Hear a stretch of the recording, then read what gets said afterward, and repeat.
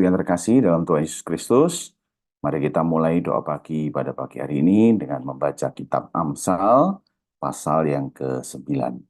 Hikmat telah mendirikan rumahnya, menegakkan ketujuh tiangnya, memotong ternak sembelihannya, mencampur anggurnya, dan menyediakan hidangannya. Pelayan-pelayan perempuan telah disuruhnya berseru-seru di atas tempat-tempat yang tinggi di kota. Siapa yang tak berpengalaman, singgahlah kemari. Dan kepada yang tidak berakal budi katanya, marilah makanlah rotiku dan minumlah anggur yang telah kucampur. Buanglah kebodohan, maka kamu akan hidup. Dan ikutilah jalan pengertian. Siapa mendidik seseorang pencemooh, mendatangkan cemooh kepada dirinya sendiri. Dan siapa mengecam orang fasik, mendapat celah. Janganlah mengecam seorang pencemooh, supaya engkau jangan dibencinya.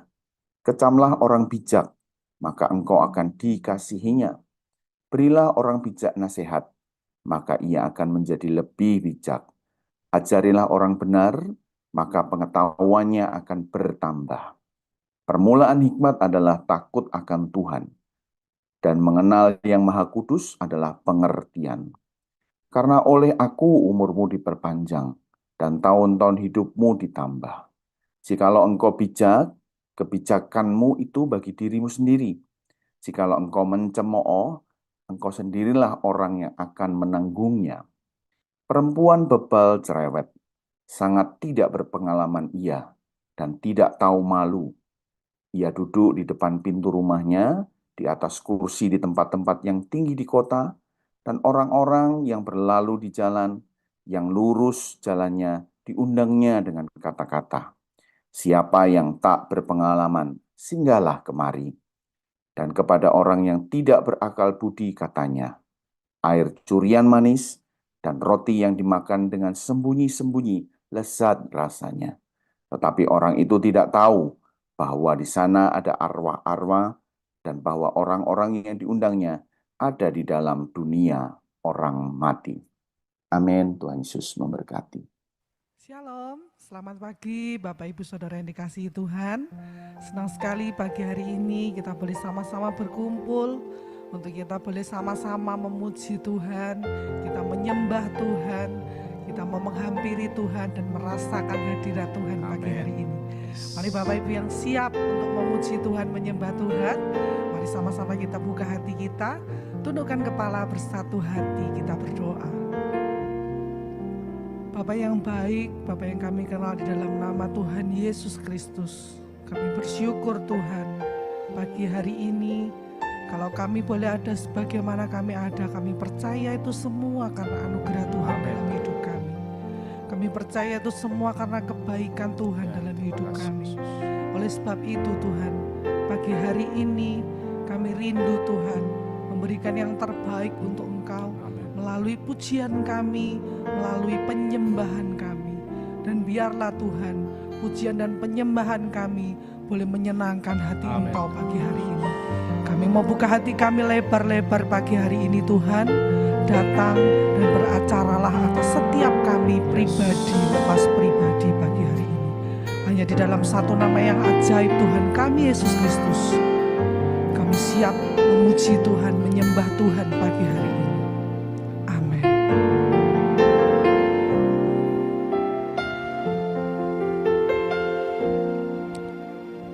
I love to praise your name.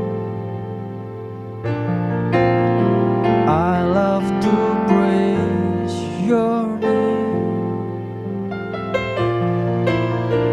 I love to praise your name, Jesus.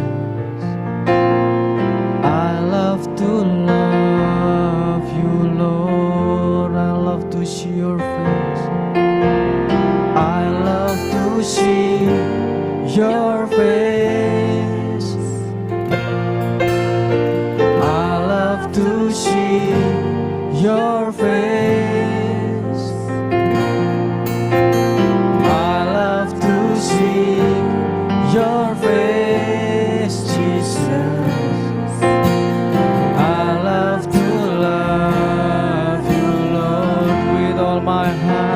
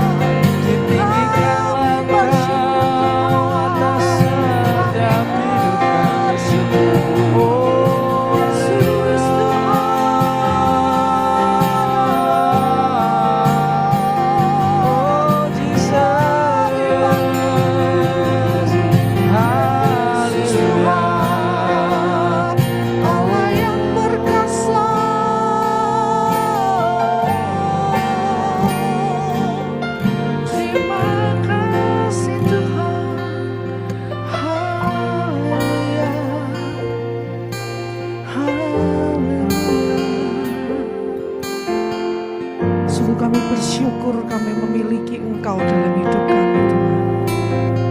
Allah yang ajaib, Allah yang perkasa, Amin. Allah yang dahsyat, Allah yang mulia, Allah yang tidak pernah sekali-kali meninggalkan setiap kami. Ya. Oleh sebab itu Tuhan, kami senantiasa mau rindu mencari Engkau. Kami senantiasa mau dekat dengan Engkau, Ya Tuhan. mengagumi kebaikan-Mu, mengagumi kasih-Mu, mengagumi karya-Mu yang sudah Engkau nyatakan atas setiap kami. Sungguh kami bersyukur Tuhan. Terima kasih. Terima kasih Yesus.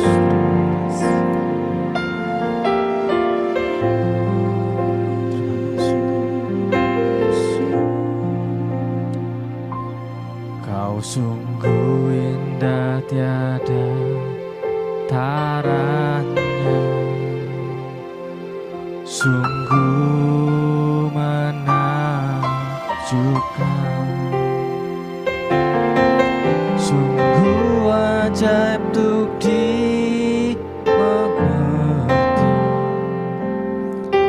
lebih dari semua yang ada.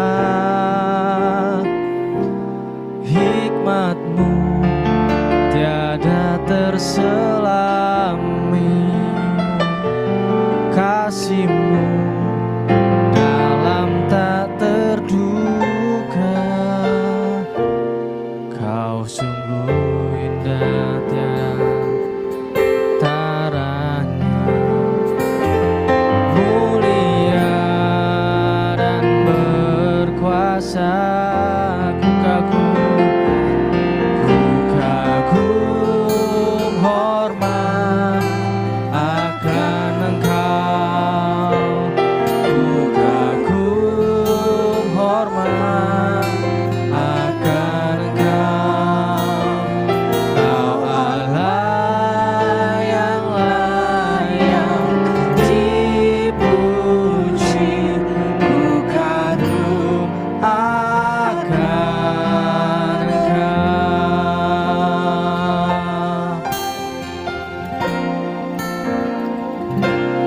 Kau sungguh indah tiada taranya, sungguh menakjubkan, sungguh ajaib untuk dimengerti, lebih dari semua yang ada. Hikmat-Mu tiada terselami, kasih-Mu dalam tak terduga. Kau sungguh indah tiada taranya, mulia dan berkuasa. Ku kagum hormat akan Engkau, ku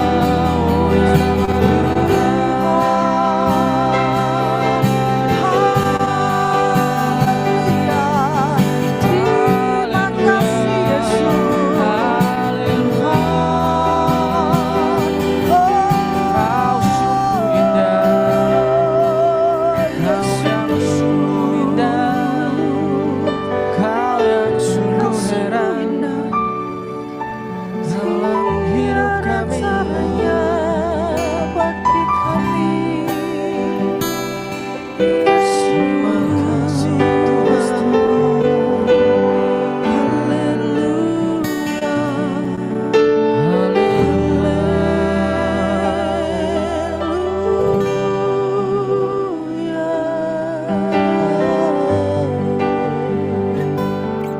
Terima kasih untuk lawatan-Mu Tuhan.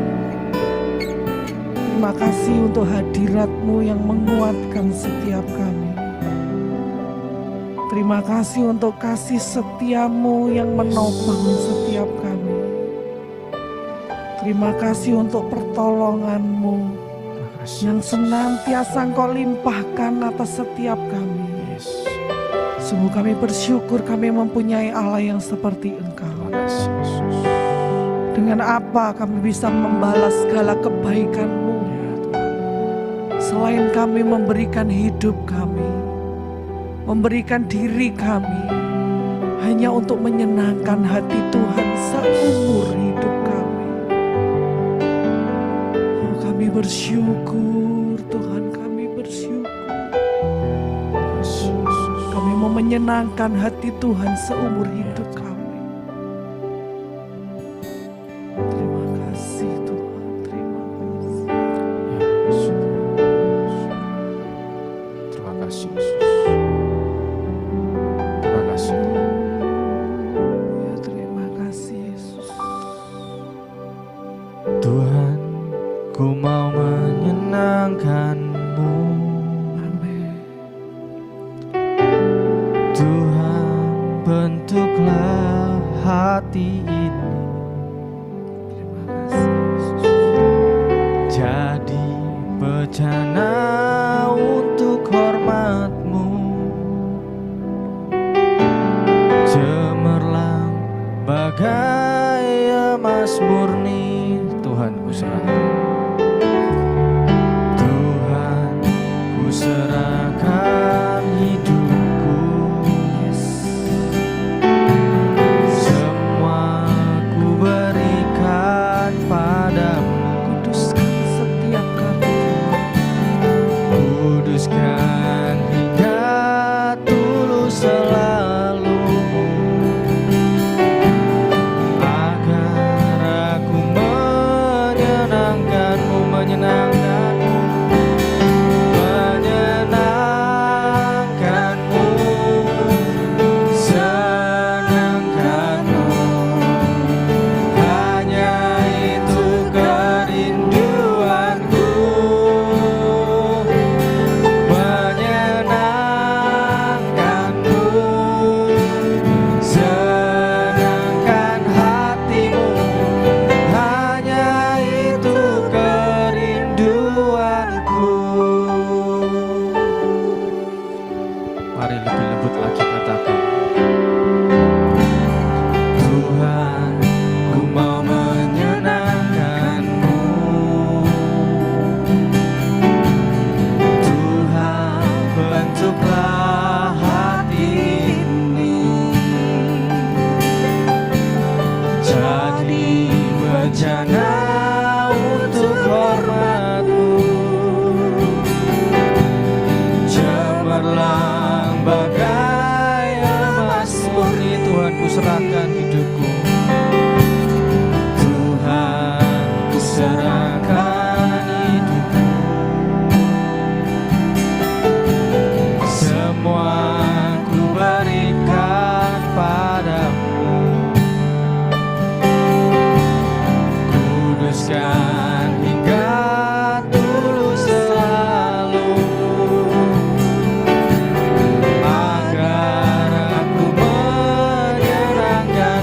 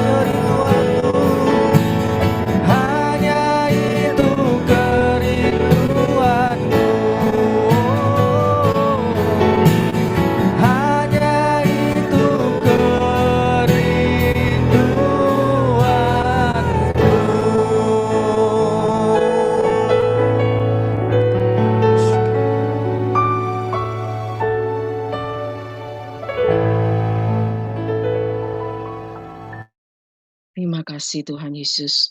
Kami mengucap syukur kalau pada pagi hari ini Tuhan sudah kumpulkan kami lewat Zoom doa pagi ini, bahkan melewat live streaming YouTube Tuhan. Biarlah kami di pagi hari ini hanya mau merendahkan diri di hadapan-Mu. Kami mau lebih dekat kepada Tuhan. Terima kasih Bapa, terima kasih kalau sebentar kami tidak menerima firman-Mu Tuhan. Urapi setiap kami yang mendengarkan firman-Mu, berikan kami telinga yang sungguh-sungguh mendengarkan, berikan hati kami biarlah menjadi tanah-tanah yang subur Tuhan. Tanah-tanah yang baik yang mau menerima firman-Mu dengan baik Tuhan. Kau urapi hamba-Mu Ibu Gembala kami Bu Agnes, berikan apa yang Tuhan mau bicara dalam kehidupan kami. Tuhan urapi dari ujung rambut sampai telapak kakinya, biarlah Kau kuasai mulut lidah hamba-Mu dengan kuasa Roh Kudus-Mu. Apa yang dikatakan oleh hamba-Mu biarlah berasal dari firman-Mu Tuhan. Terima kasih Bapa, terima kasih. Kami siap Tuhan Yesus untuk menerima firman-Mu di dalam kehidupan kami. Kami serahkan hanya di dalam nama Tuhan Yesus Kristus. Haleluya. Amin. Amin. Terima kasih Ibu. Selamat pagi Bapak Ibu Saudara. Shalom. Salam damai sejahtera dan kasih Tuhan Yesus Kristus dimanapun saudara pada pagi ini. Bagi Bapak Ibu Saudara yang ada di belahan dunia yang jauh, di Amerika, saya ucapkan selamat siang menjelang sore ya Pak Edi. Tuhan berkati, saudara-saudara yang juga ada di Australia, Tuhan berkati. Nah hari ini kita akan merenungkan firman Tuhan. Saudara, saya mengambil satu tema, yaitu mengenali jalan Tuhan. Mengenali jalan Tuhan. Bapak Ibu Saudara sekalian, dari dalam firman Tuhan, ketika kita mempelajari begitu bervariasi jalan-jalan Tuhan yang dilewati oleh para pahlawan iman, oleh orang-orang pilihan Tuhan. Demikian juga, saudara, jalan-jalan Tuhan yang bervariasi ini juga harus dilewati di dalam kehidupan kita. Dan sangat unik sekali sebab jalan-jalan ini satu dengan yang lain, saudara, bisa memiliki satu kehidupan yang sedang berbeda. Tetapi bukan berarti kemudian saudara hanya kita saja yang akan mengalaminya atau hanya orang lain saja. Nah, mari kita mengenali jalan-jalan Tuhan. Yang pertama, saudara, kita mengenali jalan Tuhan yang lurus. Atau mungkin saudara dalam pengertian lurus di sini adalah jalan Tuhan yang benar, ya. Jalan Tuhan yang lurus. Mari kita membaca di dalam Hosea pasal 14, ayatnya yang ke-10. Hosea pasal 14, ayatnya yang ke-10. Demikian bunyi firman Tuhan. Siapa yang bijaksana? Stephen, oke. Siapa yang bijaksana, biarlah ia memahami semuanya ini. Siapa yang paham, biarlah ia mengetahuinya. Sebab jalan-jalan Tuhan adalah lurus, dan orang benar menempuhnya, tetapi pemberontak tergelincir di situ. Nah, Bapak Ibu Saudara, melalui ayat ini merupakan satu pertanda ketika kehidupan seorang yang bijaksana, mau memahami semuanya yang benar dalam kehidupannya, dan berkata bahwa jalan-jalan Tuhan adalah jalan yang lurus. Artinya tidak bengkok-bengkok, tidak keinginan sendiri ya, tetapi jalan, dikatakan jalan yang lurus dari Tuhan itu, di mana orang benar menempuhnya. Nah, di sini kita bisa melihat kontras dari orang benar, yaitu orang yang memberontak. Jadi saudara, orang benar bukan berarti didefinisikan sebagai orang yang tidak pernah berbuat kesalahan. Tetapi orang benar, orang yang sungguh-sungguh saudara merendahkan diri di hadapan Tuhan, disucikan, dikuduskan oleh darahnya. Itulah orang-orang yang benar. Sementara orang-orang yang memberontak adalah orang yang sudah tahu jalan Tuhan, tapi tidak mau melewatinya.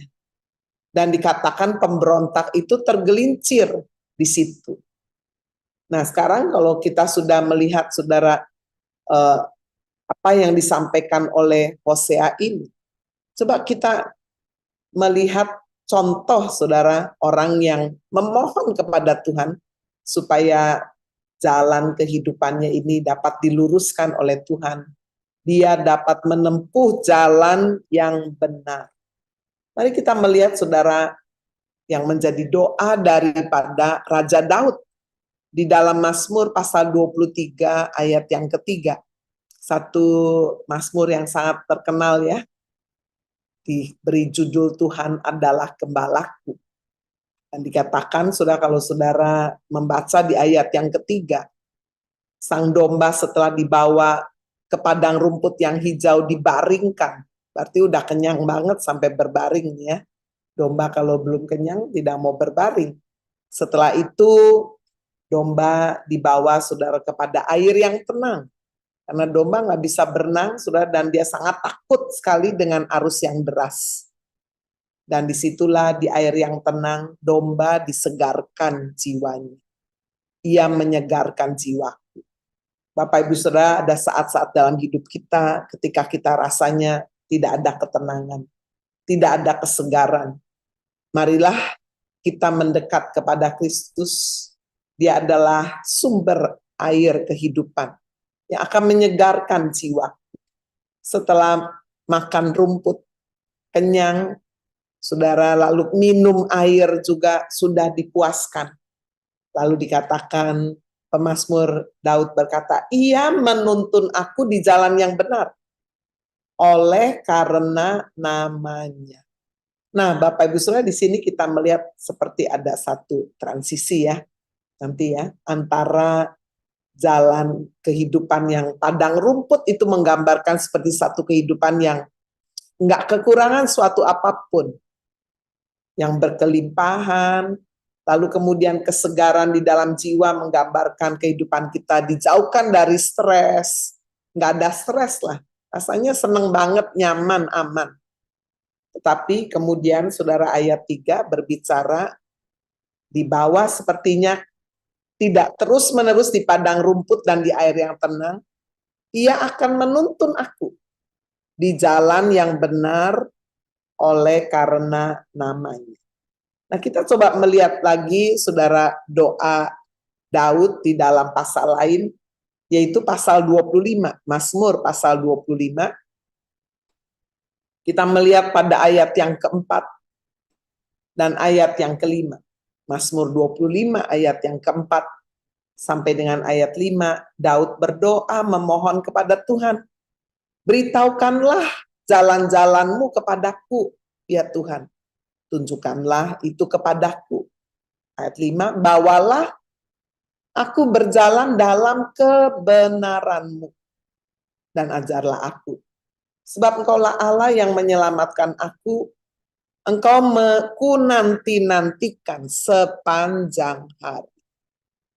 Jadi Bapak Ibu Saudara, kita bisa melihat bagaimana Daud membawa permohonan doa supaya dia dapat berjalan di dalam kebenarannya Tuhan. Berapa banyak saudara kita mau berdoa seperti Daud? Ada berapa banyak orang berdoa, Tuhan saya mau jalannya lurus ya, dalam pengertian nggak ada masalah loh. Betul tidak saudara, kalau kita berkata, oh saya mau jalannya lurus, nggak berkelok-kelok, nggak turun naik, nggak yang susah-susah. Artinya apa jalan lurus itu? Jalan yang mudah, ya. Jalan yang tidak ada geronjalan, jalan yang tidak turun naik, bikin pusing gitu ya, kira-kira bikin capek. Saya mau jalannya lurus aja. Nah, kalau ngomong seperti itu, berapa banyak persepsi jalan lurus seperti itu.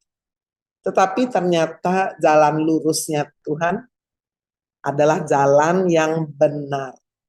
Bapak Ibu ya, yang dimaksudkan definisinya adalah jalan yang benar yang nanti kita akan lihat belum tentu harus lurus secara lahiriah ya. Lurus dalam pengertian tidak ada kelokan, belokan, tidak ada lembah yang curam, tidak ada tempat yang sulit. Bukan itu maksudnya. tetapi jalan yang benar. Jalannya Tuhan sendiri, ajarlah aku. Saudara-saudara sekalian, nah sekarang kalau kita sudah memahami apa yang dimaksudkan dengan jalan yang lurus, yaitu jalan yang benar. Nah, bagaimana caranya, saudara, supaya kita dapat menempuh jalan yang lurus dalam pengertian jalan yang benar ini? Yang pertama, saudara, kita harus menempuhnya dengan tidak mengandalkan pengertian sendiri. Jangan seperti domba, saudara. Ya, seringkali domba ini binatang yang lemah, binatang yang bodoh, binatang yang seringkali juga gampang sekali memberontak dan ikut-ikut arus yang lain. Nah, domba itu nggak kebetulan menggambarkan saudara dan saya. Udah nggak punya alat bela diri, lemah, gampang sekali tersesat. Orang lain bilang, ayo ke kanan. Loh, dia ikut ke kanan. Padahal gembalanya ada di depan. Ke kiri ini loh, kita coba itu, di situ ada air yang tenang, itu ada padang rumput. Wah, keren di sana. Ya, belok. Itu sudah domba. Mudah sekali tersesat, mudah sekali dipengaruhi. Itu sebabnya jika kita mau melewati jalan yang lurus dalam pengertian yang benar ini, maka syarat yang pertama adalah jangan bersandar kepada pengertiannya sendiri. Jangan sok pinter, jangan keminter. Ya, saudara-saudara sekalian, Amsal pasal 3 ayat 5, firman Tuhan berkata, jangan bersandar kepada pengertianmu sendiri. Seringkali apa yang membuat kita sulit bersatu saudara dengan orang lain, karena kita kekeh itu apa? Kita ngotot, pokoknya hanya kita yang benar, yang lain nggak benar. Bersandar hanya kepada pengertian sendiri.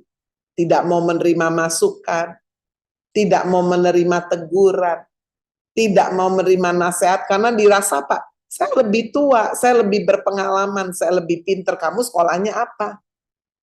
Nah, apalagi kalau sudah dihubungkan, saya lebih kaya, buktinya saya lebih sukses dari kamu, Wah. Sehingga seringkali bisa terjadi orang yang lebih senior, lebih tinggi pangkatnya, lebih banyak uangnya. Seringkali Bapak Ibu justru kalau ada orang-orang di sekelilingnya itu tidak mau memberi nasihat, bukan berarti dia tidak ada kesalahan, tapi apa? Udahlah percuma, kira-kira kayak begitu ya. Jadi sudah syarat untuk kita boleh menempuh jalan Tuhan yang lurus dalam pengertian benar ini, jangan bersandar sama pengertian sendiri. Itu sebabnya firman Tuhan mengingatkan di dalam Amsal pasal 14, ayatnya yang ke-12. Amsal 14 ayat 12 ini berkata demikian, ada jalan yang disangka orang itu lurus, tapi ternyata ujungnya itu maut. Nah, ini pengertian saudara bahwa ada orang menyangka satu jalan kehidupannya udah enak, udah lurus, cari yang gampang, pokoknya nggak usah yang susah-susah lah, nggak usah yang capek-capek, nggak usah yang berat-berat. Pokoknya asal sembuh gitu kan ya. Apakah jalannya itu sesuai dengan kebenaran Tuhan atau tidak, pokoknya saya mau jalan ini aja, yang gampang. Tapi hati-hati saudara, ujungnya bisa maut. Lalu kemudian di dalam Amsal 21, Amsal 21 ayat yang kedua, firman Tuhan juga mengingatkan bahwa setiap jalan orang adalah lurus menurut pandangannya sendiri. Tetapi Tuhanlah yang menguji hati. Bapak Ibu, salah satu ciri bahwa kalau saudara dan saya itu mau dituntun ke jalan yang benar, kita mau menyerahkan perjalanan hidup kita itu kepada Tuhan. Bukan kita pilotnya, bukan kita supirnya, bukan kita bosnya. Saudara-saudara sekalian, Tuhanlah pengemudi kehidupan kita. Dia pilotnya. He is my pilot. Ya, dulu ada stiker tulisannya, Jesus is my co-pilot. Waduh, Yesus co-pilot berarti kondektur, saudara. Kita supirnya. Nanti kalau apa sih tugasnya kondektur? Untuk nolong kiri, kanan gitu kan. Atau ya dia nggak berperan banyak sebanyak daripada si supir. Saudara-saudara sekalian, seorang supir bus bisa jalani mobil tanpa ada kondektur. Tapi kondektur belum tentu, apalagi kalau dia nggak bisa nyetir, ya pasti nggak bisa lah ya membawa kita ke tempat tujuan. Itu sebabnya Bapak Ibu Saudara sekalian, inilah cara di mana kita bisa menempuh jalan yang lurus sesuai dengan kebenaran Tuhan. Kita benar-benar sudah tidak mengandalkan kekuatan sendiri, pengertian sendiri, pandangan kita sendiri. Lalu syarat yang kedua untuk kita bisa menempuh jalan yang benar, harus melalui Yesus. Nah ini, bukan melalui orang pinter, tapi kemudian didoakan dalam nama Yesus. Bu, saya udah pergi ke orang pinter, saya udah pergi ke dukun atau pergi ke gunung ini, gunung itu. Tapi saya doa lu Bu, dalam hati Bu. Wah, sudah itu namanya berzina secara rohani, tapi masih merasa diri benar terus gitu ya. Tuhan mau saudara jalan yang benar, yang lurus itu harus melalui Yesus. Tidak bisa melalui yang lain. Yohanes 14 ayat 6 Yesus berkata, akulah jalan, akulah kebenaran. Nah ya. Jadi kebenaran yang paling hakiki, yang tertinggi, the highest truth, itulah Yesus.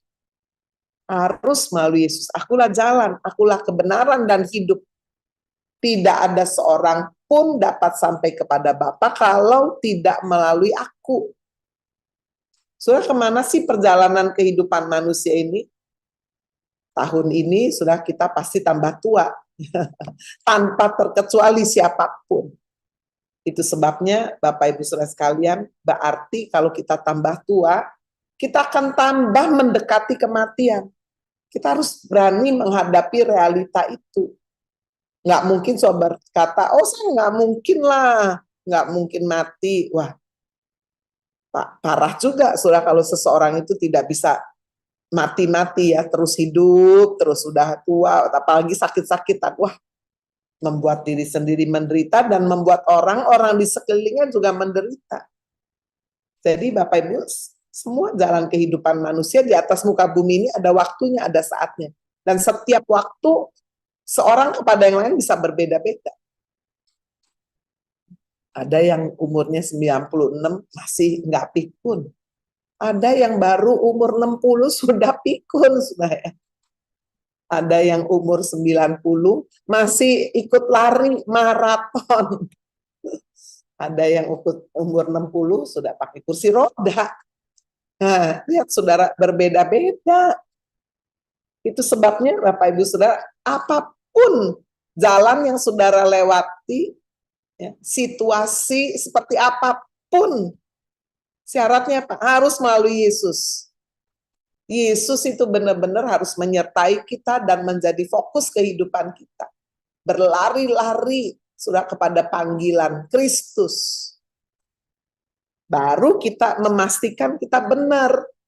Pengemudinya, pemimpinnya ada di depan kita, bukan diri kita sudah pemimpin itu. Tuhanlah sang pemimpin kehidupan kita. Dialah panglima bala tentara Tuhan. Harus melalui Yesus. Cara yang ketiga, tadi apa ya, melalui jalan yang benar ini, tidak boleh mengandalkan pengertian sendiri. Jangan sombong, oh aku udah tahu ini, aku udah tahu, gini-gini aja, nggak usah pakai doa lah. Jangan, kita nggak pernah melewati jalan itu sebelumnya ya. Saya mengulang ayat yang diambil oleh Pendeta Irwan Wijaya ya, menekankan jalan ini tidak pernah dilewati sebelumnya. Kita tidak pernah tahu di depan kita ini sudah tahun 2024 mau terjadi apa. Jangan sombong. Jangan bilang, oh tahun ini saya pasti begini, bisa berbuat ini dan itu. Ya. Penulis di Yakobus mengingatkan, insya Allah, itu bahasa Arab ya.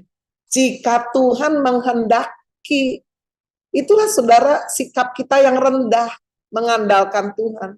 Kalau Tuhan menghendaki, saya bisa berbuat ini dan itu, saya bisa ekspansi, saya bisa lebih semakin berhasil jika Tuhan menghendaki. Sebab saya tidak pernah melewati jalan itu, saya mengandalkan Tuhan.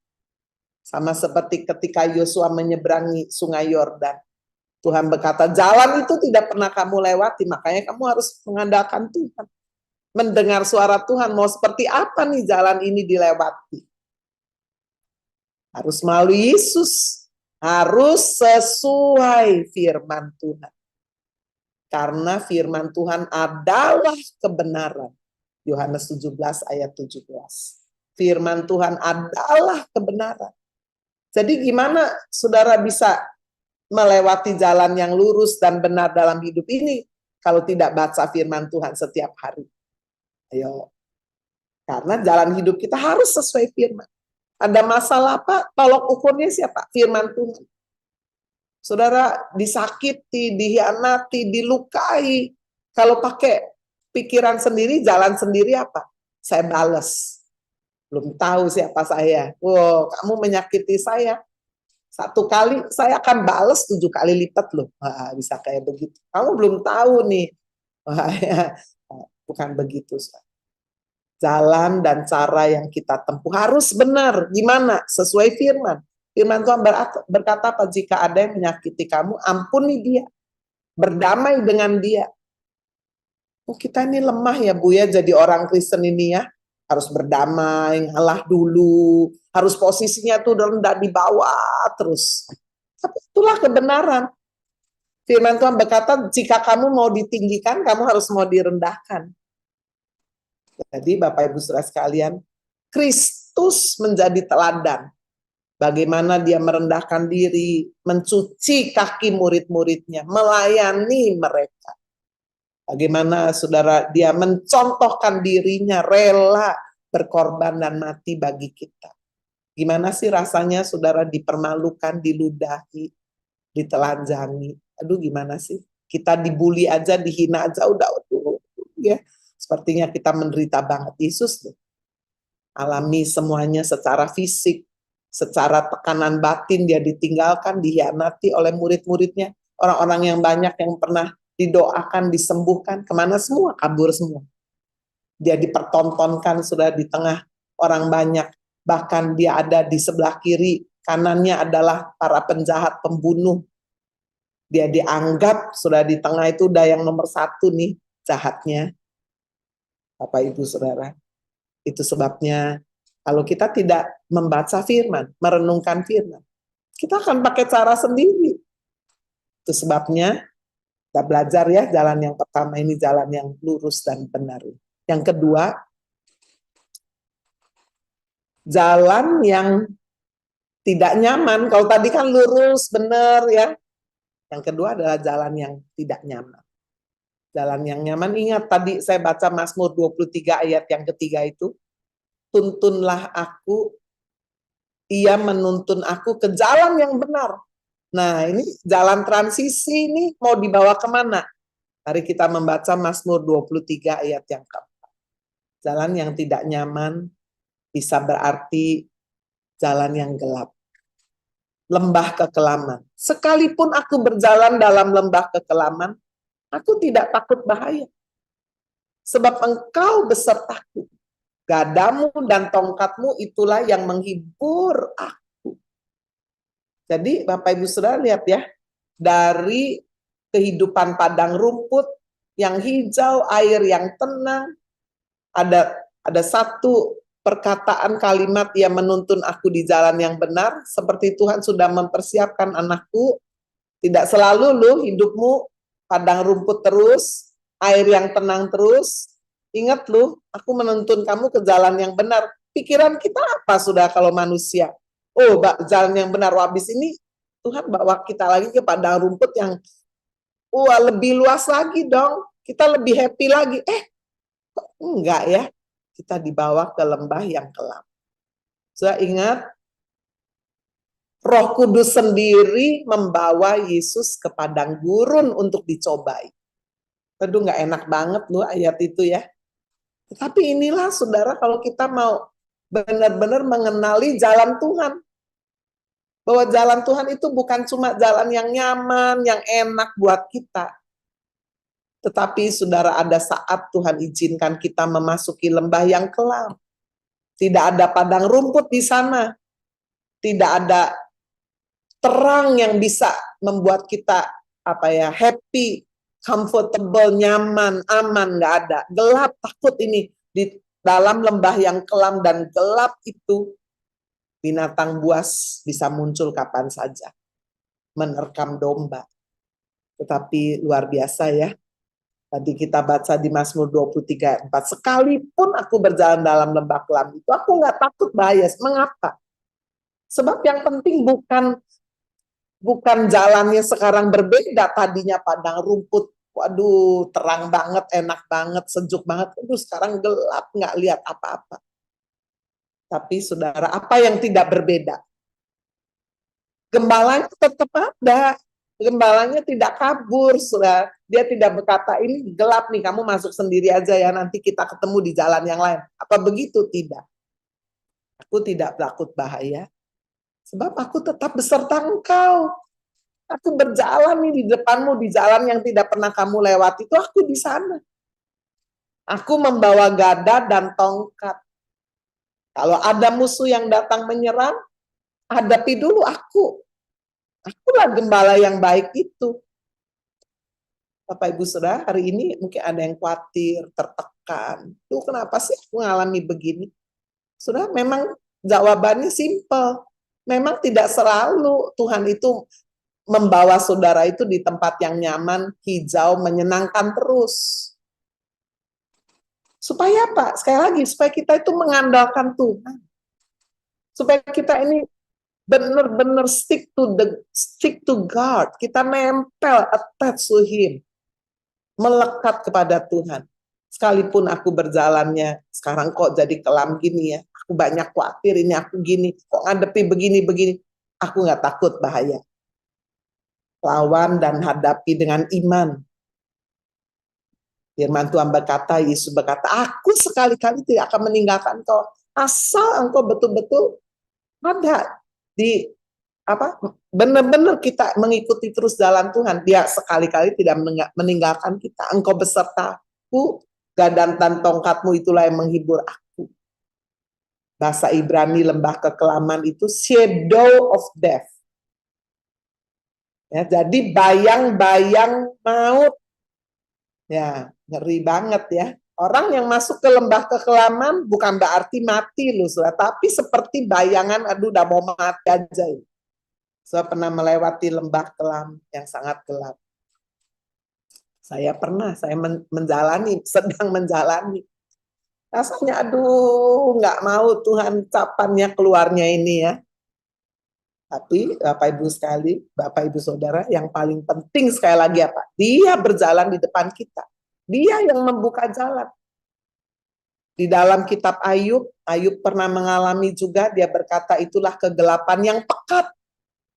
Ayub 3 ayat 5, biarlah kegelapan dan kekelaman menuntut hari itu. Awan gemawan menudunginya, gerhana matahari mengejutkannya. Arti gerhana matahari artinya nggak ada, sudah gelap banget. Waktu Yesus mau mati, sudah di atas kayu salib, jam 12 siang dikatakan yang terang benderang itu tiba-tiba ada kegelapan yang luar biasa. Anak manusia, Yesus Kristus ingin memberikan hidup nyawa, seluruh alam semesta berkabung sudah. Jadi gelap, nggak mau mengeluarkan cahaya. 3 jam terdapat kegelapan yang luar biasa. Sampai Yesus menyerahkan nyawanya. Untuk siapa? Untuk saudara dan saya. Puji Tuhan, 3 hari setelah itu dia bangkit. Dan dia kemudian setelah 40 hari menampakkan diri naik ke surga. Bapak Ibu, kita punya Tuhan yang hidup. Dia yang berkata, engkau harus melewati lembah kelam ini, tapi jangan takut sebab aku ada di sana. Sekalipun itu adalah Sheol ya, dunia orang mati. Tadi digambarkan sebagai lembah yang bayang-bayang maut. Ayub menggambarkan sebagai dunia orang mati. Itu dia menyebutkannya dalam Ayub 10 ayat 21, nanti saudara baca ya. Nah, Saudara-saudara sekalian, di dalam kepekatan itu sangat gampang orang menjadi stres, orang menjadi ketakutan, kekhawatiran, pikirannya negatif. Nanti saya kalau tambah tua bagaimana, anak saya bagaimana, saya kehilangan pekerjaan bagaimana, kalau kemudian orang itu nggak senang sama saya gimana, kalau suami saya nyeleweng gimana, kalau anak saya rusak gimana, kalau aduh, pikiran-pikiran yang belum terjadi tapi udah kayak bikin sinetron tuh di pikiran kita. Bapak Ibu Saudara, itu sebabnya kita perlu tiap hari ya. Ya, masa yang lagi nggak menentu, pancaroba, saya tiap hari harus minum vitamin. Nggak minum vitamin, saya mestinya pingin bilang gini, loh kemarin lu baru minum vitamin C, loh hari ini lupa udah bersin lagi. Oh harus tiap hari. Sama saudara, Alkitab firman Tuhan kebenaran, inilah vitamin kehidupan kita. Itu sebabnya karena kita tidak tahu saudara, kapan kita harus melewati lembah kelam. Di satu hal, mari kita baca ayat terakhir. Bahwa lembah kekelaman itu sekalipun tidak bisa kita hindari, tidak bisa kita ramalkan, tidak pandang bulu, tidak memihak. Tapi lembah kekelaman itu sementara, nggak selama-lamanya, dan punya tujuan. Tujuannya supaya kita lebih percaya kepada Kristus, lebih melekat kepada Kristus. Dan supaya setelah selesai melewati, kita boleh benar-benar saudara disadarkan bahwa hanya Tuhan yang dapat menguatkan kehidupan kita. Saya baca ayat terakhir, 1 Petrus 1 ayat 7. Stephen tolong tampilkan 1 Petrus 1 ayat 7. Maksud semuanya itu, ya, maksud semuanya kita ngalami yang nggak enak itu, apakah itu disebabkan oleh manusia, keadaan, kesalahan kita sendiri, atau ujian hidup, maksud semuanya untuk membuktikan kemurnian imanmu yang jauh lebih tinggi nilainya daripada emas yang fana, yang diuji kemurniannya dengan api, sehingga kamu memperoleh puji-pujian dan kemuliaan dan kehormatan pada hari Yesus Kristus menyatakan diri. Saudara, lembah kelam di sini digambarkan sebagai satu ujian yang dimasukkan ke dalam api. Tujuannya ada tujuan, bukan supaya hancur, supaya kita dimurnikan, supaya kita dibersihkan, supaya kita ditingkatkan imannya, supaya kita boleh memiliki satu kesaksian yang lebih lagi, saudara. Bagaimana hanya mengandalkan Kristus aja. Dan pada akhirnya dikatakan kamu akan beroleh puji-pujian, kemuliaan, dan kehormatan. Amin. Tuhan Yesus memberkati. Juga mereka yang sedang bergumul dalam konflik rumah tangga, hubungan suami istri, orang tua anak, saudara-saudara, ipar-ipar, mertua menantu, dengan tetangga ataupun sahabat. Tuhan, Engkau yang menjamah dan memulihkan.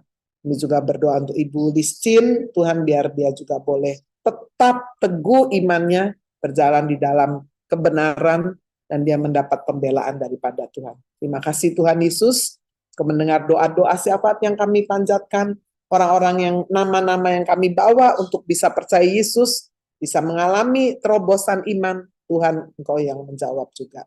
Terima kasih kami boleh membawa persembahan syukur kami, berkati Tuhan, supaya persembahan ini bisa dipakai untuk memperluas kerajaan Tuhan di atas muka bumi ini. Terima kasih. Pertemukan kami kembali besok dalam doa pagi membangunkan fajar.